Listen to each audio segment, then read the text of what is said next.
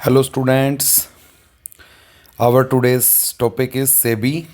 It is the last topic of your 10th chapter. जो हमारा 10th chapter चल रहा था फाइनेंशियल मार्केट्स, उस फाइनेंशियल मार्केट्स का ये लास्ट चैप्टर है SEBI, security exchange board of India. Basically मैं आपको पहले बता भी चुका हूँ, security board of exchange of India basically establish किया गया था किसके लिए?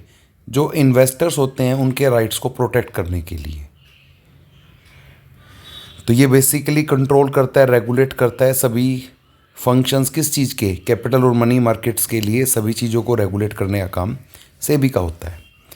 The security exchange board of India was set up in 1988 to regulate the functions of security market. Securities market मतलब प्राइम, वो जो हमारी मनी मार्केट थी उसे भी, कैपिटल मार्केट को भी। SEBI promotes orderly and healthy development in stock markets, but initially SEBI was not able to exercise complete control over the stock market transactions. It was left as a watchdog to observe the activities, but was found ineffective in regulating the controlling them. As a May result, in May 1992, SEBI was granted legal status. SEBI is body corporate having a separate legal existence and perpetual succession. तो अगर हम बात करें, सेबी को establish किया गया था 1988 में, बेसिकली जो भी क्या किस चीज़ के लिए? Regulate the functions of security market की जो डेवलपमेंट है वो ठीक से काम करता है। लेकिन सबसे पहले स्टार्टिंग में क्या था? एक तरह से वॉच डॉग, मतलब एक सिर्फ एक कुत्ते की तरह बिठा दिया कि जैसे वॉच डॉग होता है कि देख सकता है, सिर्फ ऑब्जर्व कर सकता है, लेकिन उसको कंट्रोल नहीं कर सकता है। लेकिन मई 1992 में सेबी को ग्रांट किया गया लीगल स्टेटस, उसे बनाया गया कोऑपरेटिव सोसाइटी या स्टेटूटरी कॉरपोरेशन। तो उसके बाद से उसे लीगल एग्जिस्टेंस मिल गया और प्रीपिचुअल सक्सेशन। तो उसके बाद से वो कम्प्लीटली कंट्रोल करने लगा। Reasons for establishment of SEBI, भाई देखो जैसे कि जैसे ग्रो हो रहा है डीलिंग्स जो है शेयर मार्केट्स में, स्टॉक मार्केट में जो डीलिंग्स है वो ग्रो हो रही हैं, तो उसकी वजह से क्या मेल प्रैक्टिसेस ऑल्सो स्टार्टेड। अब उसमें अगर वो कर रहे हैं तो उसमें क्या कहते हैं, अनऑफिशियल प्रीमियम है या प्राइस रिगिंग है या मेल प्रैक्टिसेस है, ये क्या हो जाएगी? ये भी स्टार्ट हो जाएंगी। तो उसके बाद क्या होता है कि और डिलीवरी शेयर्स की डिलीवरी में डिले, या फिर क्या कहते हैं कोई रूल्स एंड रेगुलेशंस को फॉलो ना करना, उन जो लिस्टेड रिक्वायरमेंट है उन्हें पूरा ना करना। तो इन सभी की वजह से customer started losing confidence and faith in stock exchange. तो इसमें क्या हो गया, जो इन्वेस्टर या कस्टमर थे उनका फेथ ख़त्म होता जा रहा था स्टॉक एक्सचेंज में।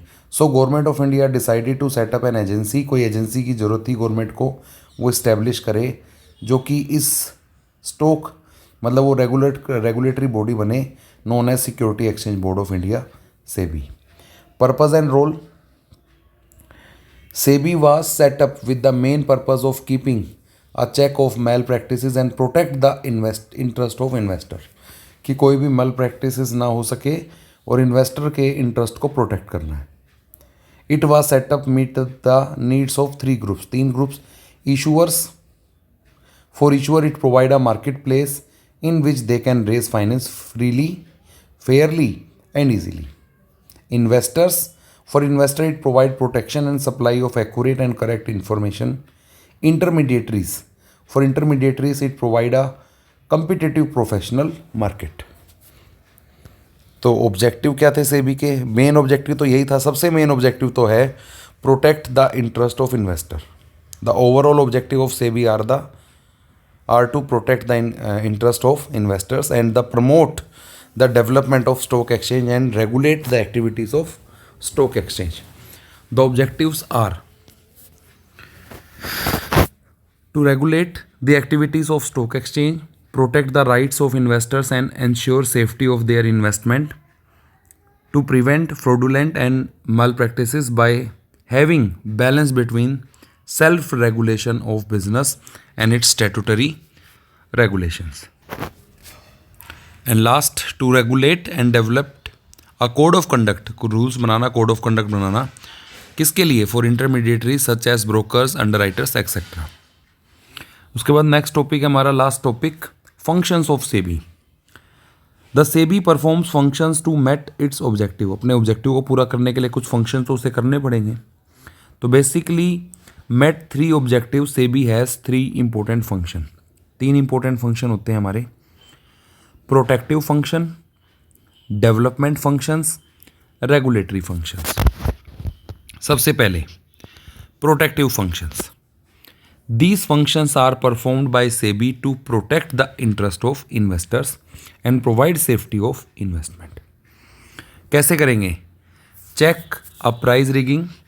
Price rigging refers to manipulating the price of securities with the main objective of inflating or depressing the market price of security. मतलब शेयर्स के प्राइस को अननेसेसरी बढ़ा के बताना, कम करके बताने का जो काम होता है उसे ही हम मैनिपुलेट करने को ही प्राइस रिगिंग बोलते हैं।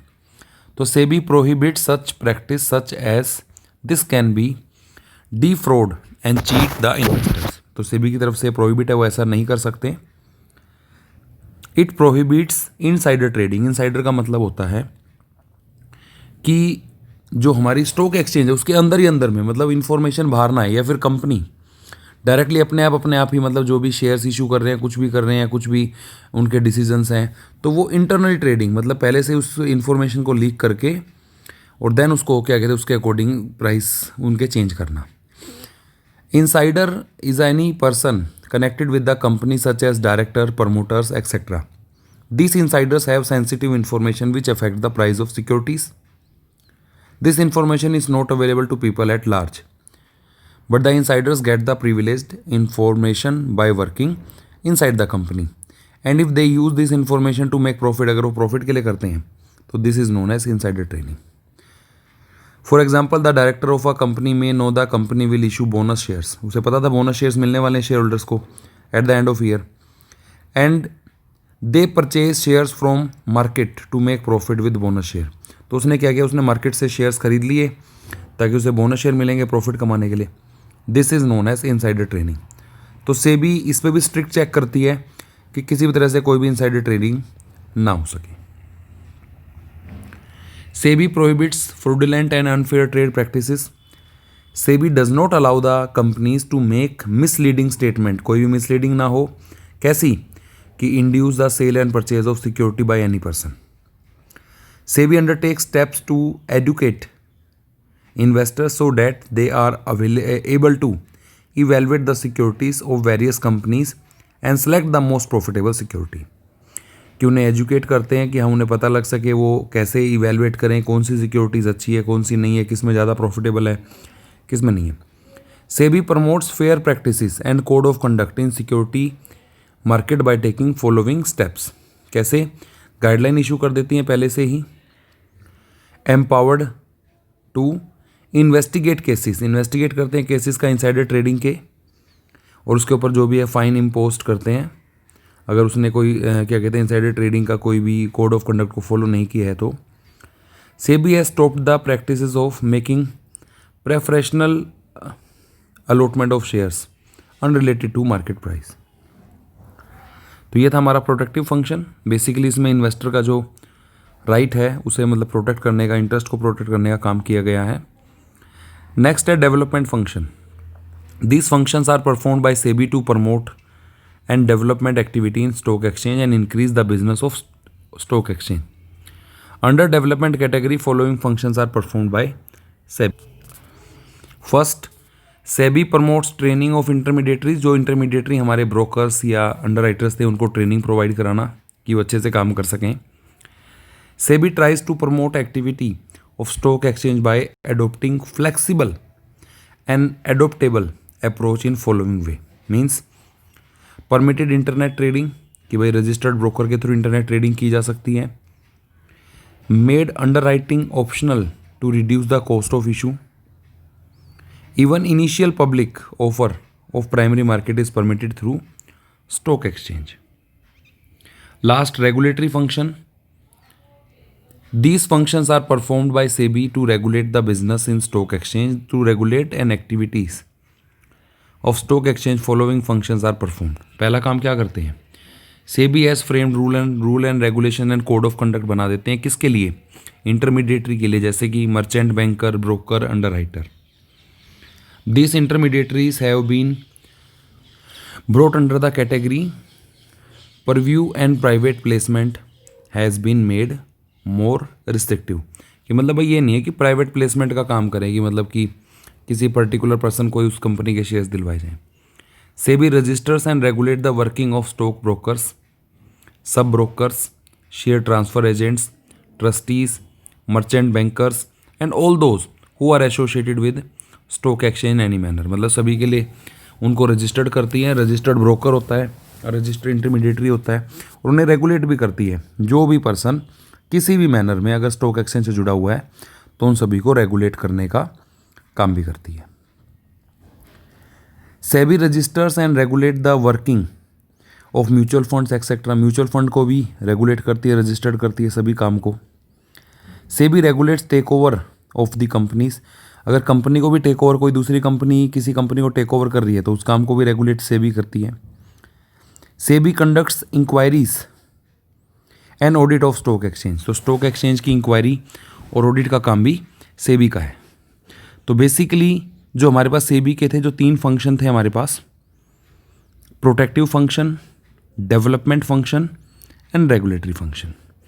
तो इसी टॉपिक के साथ हमारा जो चैप्टर नंबर 10 है फाइनेंशियल मार्केट स्टूडेंट्स, ये कंप्लीट हो गया। हम फिर 11th चैप्टर को स्टार्ट करेंगे। Thank you.